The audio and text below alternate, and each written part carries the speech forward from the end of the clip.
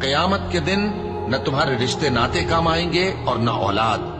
اس روز وہی تم میں فیصلہ کرے گا اور جو کچھ تم کرتے ہو اللہ اس کو دیکھتا ہے. مسلمانوں، تمہیں ابراہیم اور ان کے رفقا کی نیک سیرت کو اپنانا ضروری ہے.